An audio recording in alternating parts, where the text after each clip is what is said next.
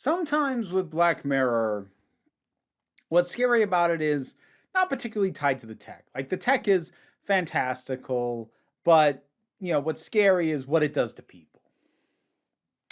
Thing about this is I don't know how sensical or nonsensical the tech actually is, but the behavior of the corporation involved too real, man, too real. Black Mirror, common people. So, this is the first episode of the new season. I know they dropped it all at once. I am not going to binge it for a multitude of reasons. For starters, there is way too much stuff getting dropped. There's new episodes of Doctor Who coming out. Andor's going to drop soon. Like, there's so much right now that I absolutely don't have. I can't put enough stuff aside to binge through Black Mirror. Besides the fact, binging a show like Black Mirror isn't good for me. So you're going to get these probably on a weekly basis and just accept that you'll get my thoughts down the line. So this is the first one. And it's always interesting with Black Mirror because sometimes the direction things go like you are just not expecting. I called nearly every single plot point, turn of the story, way that it got worse, etc. But knowing what was coming didn't stop it from really riling me up. Every step that this goddamn company took to take advantage of them, I knew was going to happen, and yet I got so angry when it did, which I think speaks to the effectiveness of this. Because this is really just mashing up two things, both of which suck, and just going, yeah, it would be even worse if these things started behaving like each other. It is mashing up the completely broken medical system of the US and the fact that so many people go into medical debt and it destroys them. And it is combining that with the enshittification of our technological things. Subscription services that change, prices go up, service gets worse. All of this stuff always framed as for our benefit as consumers, and it never, ever, ever is. And yeah, seeing those two things be put together, hit all my buttons in the worst way. And the fact that it got me as upset as it did, again, speaks to the effectiveness of this. Our core cast is good. I'm drawing a blank on names, but they were both very good. They had great chemistry as performers, as a couple. They sold that really well. One thing that I'm not going to say it wasn't necessarily a missed opportunity that this episode didn't tackle it, but it did make me think of one thing they could have tackled and didn't, which is fine. I don't think they would have had the time to do it, but I think really is something that Black Mirror should tackle at some point. I find myself wondering, what happens to her if Rivermind goes out of business? What's going to happen to her then? And I think that's relevant because we've seen stuff like 23andMe go out of business and it's selling people's DNA information. Like, it's messed up. And it's one of the big questions, especially when we start to think about things like neurochips or anything like that. Like, first of all, it's tech in your head. Is it going to degrade? Is it going to poison you or whatever? But even setting that aside, like, okay, let's assume it works perfectly. What happens when whatever servers keep it running go down, be it temporarily or permanently? What happens when it can't be updated anymore because it's not worth it financially anymore? What happens then? That's something I'd really like to see Black Mirror explore in detail. They didn't do it here, but I just found myself thinking about that. But yeah, this does a really good job of getting you invested in the relationship between these two people, and that's what makes it hurt. every step. And again, I saw every part of it coming from them accidentally going on a network to the very first instance of ads. I was like, oh my freaking God.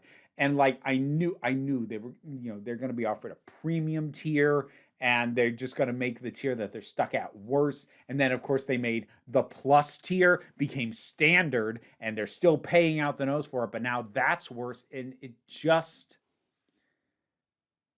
this is exactly how tech corporations and health insurance and other things view us. We are just something that they can squeeze until we have nothing more to give. And they don't care what it does to us.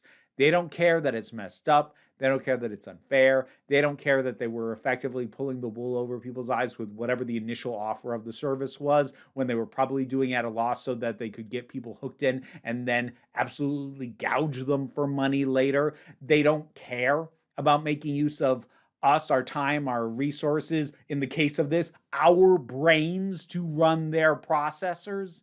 As far as they're concerned, they own us, and they are entitled to every scrap of money they can get out of us and every bit of use they can get out of us. That's how corporations behave. Corporations are amoral entities. Not necessarily immoral, but amoral. They have none.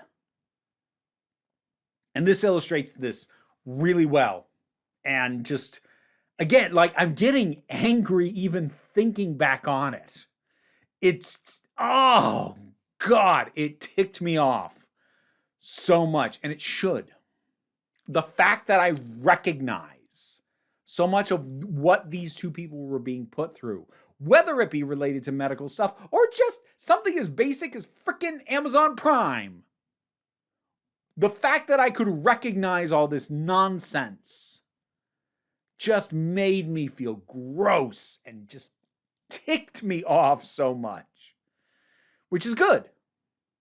It is. We have accepted and allowed to become normalized so many things that we should be angry about. I know that this has become less of a review of the episode, but understand that my ranting about this speaks to the efficacy of this episode.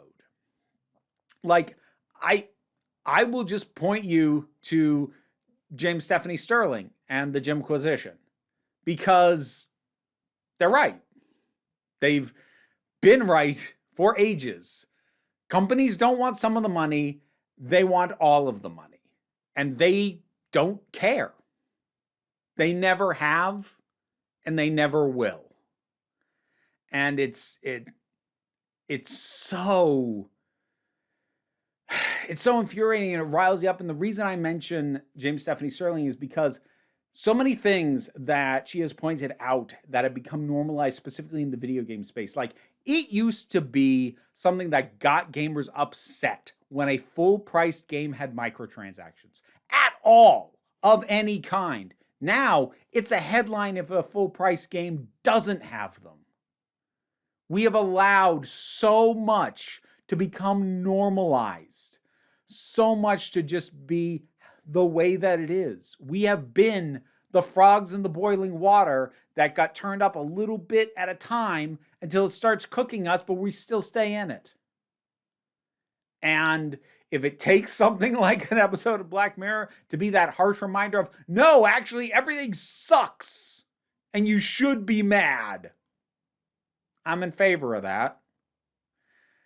Of course, I'm speaking a lot about the way it made me feel, and not so much about the plot, because and I'm not going to in my final assessment, but just for the moment, if I set aside how much it impacted me on a visceral level, the story's real basic. This is easily one of the most, if not the most predictable Black Mirror episode I think I've ever seen. This is one of the only ones that I called the ending decently in advance. And as I said, nearly every plot turn I call. There were a handful I didn't call. I didn't call the guy's coworker getting crunched under a vehicle. I didn't call that happening. But nearly everything else I called pretty close, if not exact. And I don't know how much to sort of ding the episode for that in a final assessment. Because part of me wants to go like, you didn't do anything I didn't expect. But then there's the other part of me that goes, yeah, but you got the exact reaction out of me you were trying to get. So whether it was predictable or not, it worked. So that will probably put this definitely upper half in an assessment of Black Mirror episodes. Not top tier. Not because it's bad, but because I think that added unpredictability does give some episodes like a certain zip and a certain spice that this doesn't quite have, but it is damn effective at what it's doing. And yeah, it worked. Black Mirror, common people. Oh, God, just even the fact that they called it common people. The basic package was Rivermind common. Ah.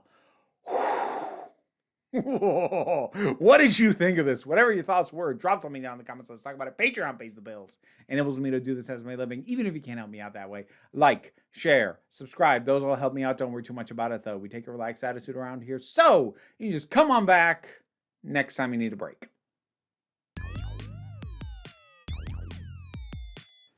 And now to thank my highest supporting patrons. Robin Moore, Goddess Elida, Zubin Lopfula, Welsh Wrestling Geeks, Oliver B., Melissa Pedersen, Movie Turtle, Melinda Walters, Auntie Kate 808, Andre, Becky Sparks, Claire Wright, Tracy Scrabbit, Angry Casperl, Dave Hall, Quite Bearish, Rosalind Bennett, Toku Blahuvian, Adam RDL Taylor, Pal Barabajoggle, Mary Mello, Mira G, Sir Didymus is my favorite. I've never screwed that one up before.